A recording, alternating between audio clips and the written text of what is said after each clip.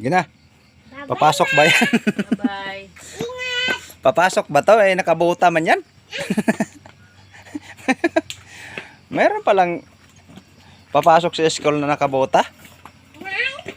Oh? Dahan-dahan, maputik. Ayan guys. Kaya pala nakabuta yung estudyante ko guys. Maputik kasi guys. Daanan namin. Ayan guys, tingnan mo. Pakita ko sa inyo ngayon guys. Gaano ka hirap yung daanan namin guys. Tarik pa. Ayan guys. Oh.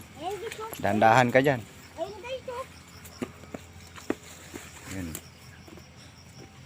Puro matataas kasi na lugar to dito guys. Ayan oh. Sobrang lusong yan. Ayan, nakikita nyo guys. Ayan oh.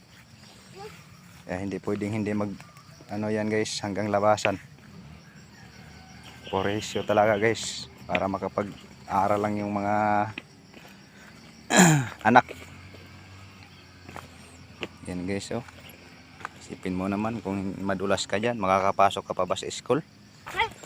Wala na guys, hindi na, makababalik ka na lang. Kaya ganyan guys.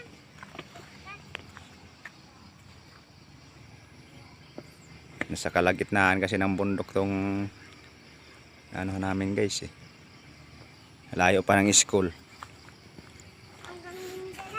Yan pasok guys, alas 10. Kailangan mga alas 9 alis ka na dito.